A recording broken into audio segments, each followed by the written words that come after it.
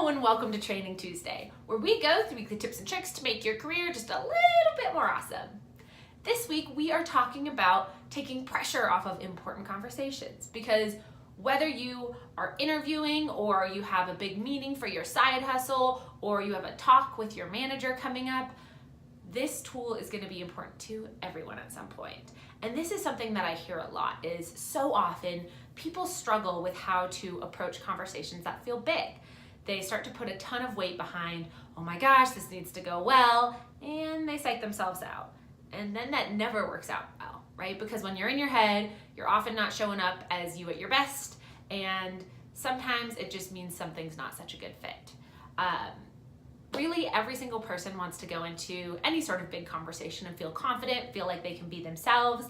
But what often happens instead is people start to get in their heads, they start to get awkward, they start to give off that desperate energy like of a first date and thinking, oh my gosh, this has to work out.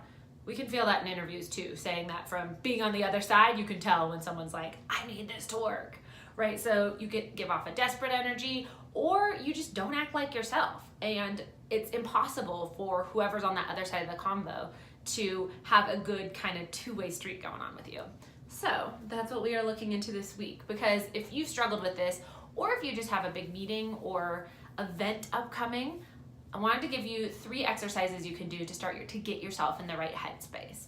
And so the 3 things I wanted to share with you are: 1, do some journaling on what you'd love to have happen. So some people do really well with writing stuff out. If this is you, this is a great exercise for you to start with.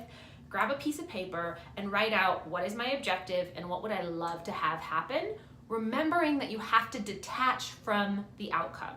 So what I mean by this is, if you are going into an interview, for example, and you were to say, what would I love to have happen? What's my objective? It's not that they're going to give me a job on the spot, because those are things we can't necessarily control. But how do I want to show up, right? Think about those kind of things. Well, the objective is for me to go in and ask them hard questions and to answer their questions and see if it's a good fit. What I would love to have happen is to show up and to feel like I'm really myself, and to have it feel like they got to know me as a whole. Right, so those are the kind of answers we want you to think on, but that's a great first exercise, is take the time to write out, what's my objective and what would I love to have happen, remembering to detach from the outcome. The second exercise I want to give for you is for you to think about your pump-up partner. So what a pump-up partner is it's something that I talk with my ladies in Career Clarity Camp a bit about, but it's this idea of having someone who you can kind of feel like you're channeling, who you know would be super confident in this situation. So if you have an interview, a big meeting, whatever, think about someone you know, or someone who you look up to who you don't necessarily know. So Beyonce totally works here.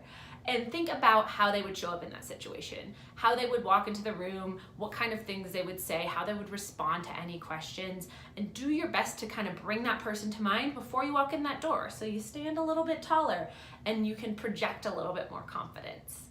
And then the third thing I want you to think about is this exercise of taking a second to get in your body. And what I mean by that is play some music you love and have a dance party. And I know it might seem silly, but this is something that I personally do all the time, because so often you can get in the shallow breathing and anxiety stress spiral. But if you just take a second to kind of dance to your favorite song, I promise you're going to feel so much more present. And that is always exactly what we want when going into these conversations.